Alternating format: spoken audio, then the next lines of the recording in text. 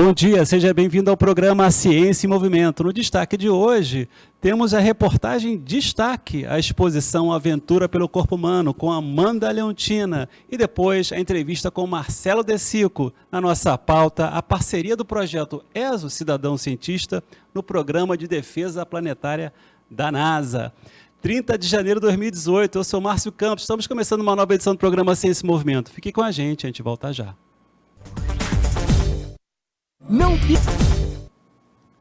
Estamos de volta com o programa Ciência em Movimento. E agora com a entrevista com Marcelo De Sico. E na nossa pauta a questão do projeto ESO Cidadão Cientista no Programa de Defesa Planetária da NASA. Marcelo, obrigado pela sua presença aqui mais uma vez no programa. Só te apresentando mais uma vez a nossa comunidade que assiste o programa. Você é astrônomo pela UFRJ e trabalha no Inmetro, no Departamento de Telecomunicações. Na divisão de tecnologia, de informação e telecomunicações também. Então, ali é uma divisão ampla que você vai desde a parte de desenvolvimento de códigos informática, de criptografia e também a parte de tempo e frequência e também a parte ligada a satélites. Eu estou ligado à parte de tempo e frequência e ligado também à questão da astrometria de satélites, etc. Marcelo, a gente vai falar sobre o projeto ESO, Cidadão Cientista, e a questão do projeto de Defesa Planetária da NASA. Quer dizer, tem tudo a ver com divulgação científica que a gente faz aqui no programa. A gente acabou de ver agora a reportagem da Amanda falando sobre a exposição Aventura pelo Corpo Humano, que está aqui no Palácio Itaboraí, para a garotada conhecer um pouco mais ciência, conhecer um pouco mais de tecnologia e, por conta disso, também conhecer um pouco mais o corpo humano. Como é que você vê essa exposição? Qual a importância disso para a cidade? Márcio, eu vejo fundamental. Ciência é conhecimento. Conhecimento é poder. Se você não transfere conhecimento e ensina as crianças que o aprender a fazer ciência é fundamental, nossas futuras gerações em nosso país não estarão assim tão na vanguarda quanto outros países, que a preocupação é enorme em desde cedo, isso eu digo os países desenvolvidos, os países que estão de ponta, Coreia do Sul, Japão, etc., as suas crianças já são inseridas nesse mundo da ciência, E é o mundo que nós estamos vivendo. Então, uma atividade dessa, de ciência da vida, que é fundamental, e você ter esse movimento, eu acho isso extremamente estratégico. Parabéns a quem fez isso, É realmente uma pessoa... A Fiocruz, o Palácio Itaboraí, Exatamente. A FAPERJ. E eu acho fundamental. Eu acho que tem que ter mais coisas como isso. Marcelo, você já esteve aqui no programa outras vezes. A primeira vez, se não me engano, falando sobre o projeto ESOS, de ciência cidadão cientista. Cidadão cientista, ciência cidadã. Ou ciência cidadã, e depois no projeto de núcleo de astronomia amadora aqui petropolitana, que nós já falamos sobre isso. Eu queria que você explicasse um pouco, só para a gente contextualizar a nossa entrevista, o que é a ciência cidadã ou cidadão cientista? Claro, Márcio, olha, existe um movimento hoje em dia muito forte de você congregar pessoas que não têm a formação acadêmica, não têm uma formalidade na ciência, mas que gostam de ciência, querem participar. Então, você hoje consegue congregar pessoas que são leigas, vamos dizer assim, com pessoas que são formadas, têm a formação científica, elas imbuídas em fazer uma pesquisa científica, produzir dados.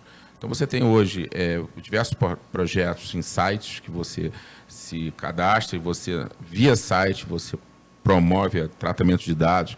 Por exemplo, agora nós tivemos, até no Brasil, uma mocinha em Campos que descobriu vários asteroides. Isso é um projeto cidadão cientista, que a NASA coloca no site imagens, e aí a pessoa fica com o mouse clicando e vendo se é um asteroide ou não. E ela descobriu 5. Então, é essa a ideia. Que hoje a gente vive uma era da Teradata. Então, é impossível a gente tratar todos os dados. Então, a gente chama o leigo, chama a pessoa que tem essa força de querer participar de pesquisa científica e você vê os resultados saindo. E é o caso aí, o cidadão cientista, é isso. Ontem até eu passei por uma reportagem, acabei não tendo a chance de ler, justamente nessa linha do cidadão cientista, de um grupo de pessoas que descobriram o sistema planetário. Não sei se você chegou a ver isso. Eu ainda não vi essa reportagem, eu soube. Exatamente, hoje você tem grandes levantamentos de estrelas que possam ter vida, é isso que eu te falei. Aí você tem um site que chama Zooniverse. Nesse site você tem uma série de projetos que vai desde descobrir estrelas novas, galáxias, atividade em galáxias. Aí você tem também de exoplanetas. Uhum. E você tem outros projetos também, não ligados aos universos, que também é para a descoberta de exoplanetas. Então, esses grupos de pesquisa colocam as imagens e colocam a turma para trabalhar em cima das imagens. E aí você tem essas descobertas. Achei muito interessante, porque saiu da, assim... a gente vê que quando você falou de poder, né, que o poder vai se deslocando. Ele sai ali da universidade, vai para o cidadão e sobe aproveitar também a tecnologia, né? Isso também é ciência. Eu quero colocar, porque esse movimento que está acontecendo de Citizen Science, cidadão cientista, é a democratização da ciência. Tá? Ela está saindo dentro daquela caixa preta que as pessoas achavam e ela está se abrindo para o povo. Né? Claro, de uma forma organizada, de uma forma séria. E a gente está conseguindo fazer isso.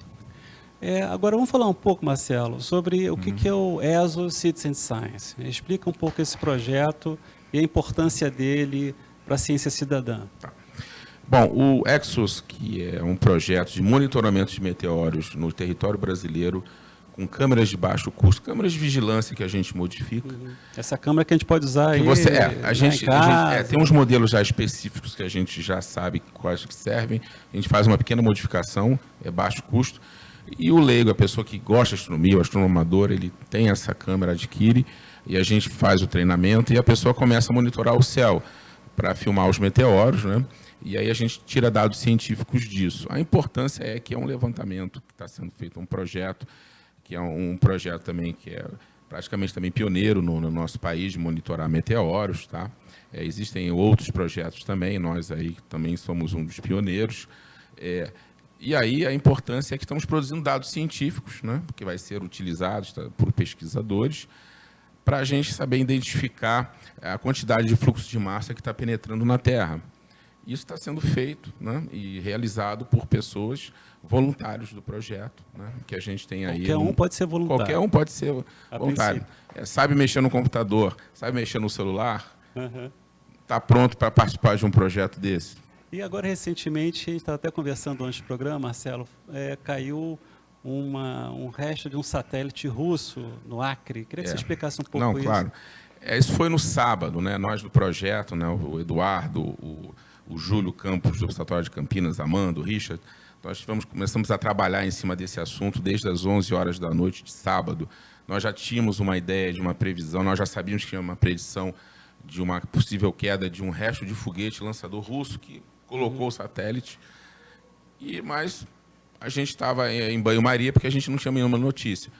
O Eduardo, então, recebeu essa notícia que havia sido feita uma filmagem de um bólido passando na região do Acre. Aí já acendeu o sinal, alerta a laranja. Aí começamos a trabalhar mais fortemente. Na dúvida se é um asteroide. A gente tinha uma suspeita, uma mera suspeita, mas como é trabalho científico, a gente tem que negar essa suspeita até que ela realmente se confirme. Aí trabalhamos a hipótese de ser um bólido, aí fomos cercando as informações até que as trajetórias desse objeto ela foi sendo refinada e atualizada. E aí, quando nós tivemos a confirmação, de fato, que a trajetória do bólido, que nós fizemos, o Eduardo trabalhou nisso, né? Que a trajetória da visão dos vídeos do bólido batia com a trajetória prevista do satélite, aí nós matamos o enigma. E aí pudemos divulgar aos jornalistas, né, que estavam ligados a nós, de que, de fato, era uma probabilidade altíssima de ser um satélite. Desculpa, de o resto de um foguete. E o que acontece? Porque era um resto de foguete russo caindo em território brasileiro e também peruano, se não me engano, né? O que a gente falou. O que acontece? Tem alguma legislação específica para isso? Os russos, teoricamente, teriam que informar que vai cair um satélite, um resto de foguete naquela área. Como é que isso funciona? Márcio, isso aí é um tema complexo, porque ele gira em torno de direito internacional, direito espacial, que é um direito internacional, tratados e convenções que o país tem que ser signatário. Então, em geral, isso gera custos, né? Em geral, os países não querem muito isso, porque sabe que se um detrito ele causar um prejuízo, um dano ambiental, que seja, ele vai ter que indenizar. Então, essa é uma questão muito debatida. De fato, o país lançador, a empresa lançadora é responsável. Você tem tratados que tratam desse aspecto, né? E aí os detritos eles caíram na região do Peru e nós hoje fomos informados que também na região da Bolívia tem detritos. Caiu em lugar despovoado, graças a Deus não teve nenhuma pessoa machucada ou algum prejuízo, né? Mas se tivesse, seria já um caso de direito internacional. Tá? O projeto ESO, então, ele foi selecionado para participar do Programa de Defesa Planetária da NASA. Que programa é esse? O que faz o programa e como é que o ESOS participou disso? Tá. Eu vou começar do final, como é que a gente entrou. A questão é o seguinte, nós apresentamos um trabalho no Congresso Mundial de Cometas, Asteroides e Meteoros, que é um congresso da área de especialistas, né? Aí nós fomos levando, eu apresentei um trabalho oral sobre o projeto Exos no Brasil, apresentando esse voluntariado, fazendo ciência, né? E aí eu conheci pessoas ligadas à NASA, né? Mais propriamente Peter Jenkins, que é um dos grandes papas da área de meteoros, né? E aí nós conversamos, né? Trocamos ideias. E aí o Jenkins, 3 meses depois, me avisa que ia haver esse projeto, que era para eu propor, submeter, né? E que eu teria grandes chances. E aí eu submeti, passei um processo seletivo e fui realmente selecionado para participar do que chama FDL, Frontier Development Lab, que é a aplicação de inteligência artificial na área de em questões de exploração espacial e astronomia. Então participamos lá durante 2 meses e pouco, trabalhando intensamente, porque aquilo é uma loucura. Você imagina, a gente tinha 8 semanas para começar uma ideia, basear a ideia, prototipar a ideia e apresentar um resultado final que funcione. Então foi uma loucura e conseguimos. Foi um desafio. A gente trabalhou naquela chamada curva do aprendizado e aquela curva do aprendizado funcionou. Eu achei incrível isso e conseguimos fazer um produto final, claro que é um protótipo, mas funcionou. Né? E isso vai ter andamentos. Você comentou a questão de uso de inteligência artificial nos projetos. Exato. E hoje em dia, né, a gente está vendo o impacto que a inteligência artificial, já foi pauta aqui do programa, esse tipo de assunto, como é que ela afeta as profissões, como é que afeta a ciência, como é que afeta uma indústria. Hoje em dia está com a questão da indústria 4.0 baseada em inteligência artificial, fortemente.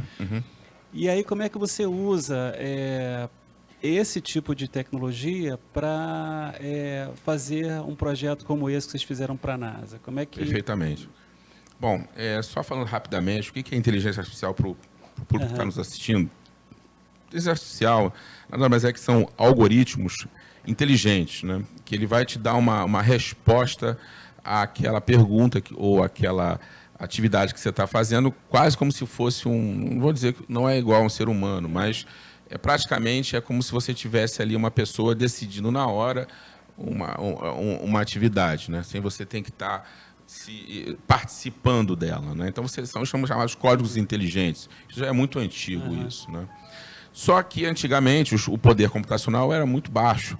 E hoje, com o poder computacional muito alto, principalmente... Aí eu vou ter que falar o nome da NVIDIA, né, que é uma das grandes aí, processamentos, né, os grandes players aí da área de processamentos de Big Data, né? Com essas placas de vídeo que são usadas para games, a gente usa para inteligência artificial. Hoje em dia você tem a IBM, você tem a NVIDIA, você tem a Google, o Microsoft, o Facebook. Tudo por trás disso é a inteligência artificial que está funcionando. Facebook, Google... Inteligência artificial, Uber, inteligência artificial. Hoje em dia já estamos partindo para você fazer diagnóstico de doenças usando inteligência artificial. O médico já vai receber, como por exemplo, você está aí usando o seu tablet. Você vai receber no seu tablet via uma inteligência artificial, quando você analisar o seu paciente, toda uma probabilidade do que ele pode ter. Tantos por cento disso, tantos por cento daquilo, provavelmente é este mal que ele tem. Então você já tem uma base, já direciona. E aí, como é que você usou isso no projeto que você apresentou lá na NASA? Bom, Claro que a NASA ela é um instituto de ponta, ela tem que estar na vanguarda da exploração espacial. Então, esse projeto é justamente para pegar todo esse conhecimento de inteligência artificial, os cientistas de dados trabalhando em conjunto com especialistas daquelas áreas. Por exemplo, no meu caso, eu sou um especialista na área de pequenos corpos de meteoros. Então, trabalhei com uma equipe de cientistas de dados excelente, de formação excelente. E aí, usando esses códigos inteligentes, a gente aplicou nos dados de meteoros para a gente identificar tipos de chuvas, possíveis hiperatividades pontuais, como sinais de que esses meteoros poderiam dar indicativo de uma órbita de um cometa, que a gente chama de cometa de longo período, que um dia poderia bater na Terra. Então, é por isso que está ligado à defesa planetária. Então, usamos o código de inteligência artificial, usando dados de meteoros, para tentar identificar uma possível órbita de um cometa de longo período. Tá? E ficou no protótipo ou tem alguma evolução que vocês estão fazendo? Vai ter um outro encontro? Como é que isso... Bom, conseguimos fazer o protótipo e isso está andando, né? A gente está trabalhando em cima desse código, a gente está sofisticando, a gente está ampliando... O projeto continua. O projeto continua. Tanto é que a gente tem apresentado trabalhos em alguns congressos. Eu fui, em setembro, na Sérvia apresentar o trabalho do FDL da NASA, lá no Congresso de Meteoros, apresentar esses resultados, e ele está andando.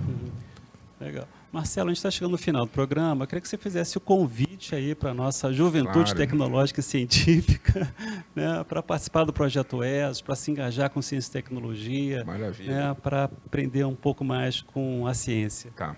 Bom, pessoal, como eu já disse antes, ciência é poder. Isso. Quando você tem poder, você é dono do seu destino.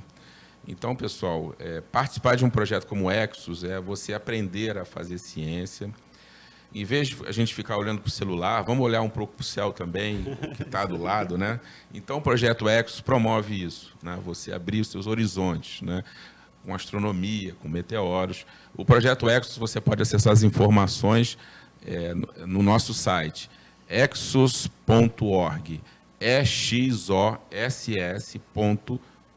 Ali você vai ter todas as informações sempre atualizadas de como fazer, como é que você pode participar e informações atuais do que está acontecendo no mundo em relação a essa área.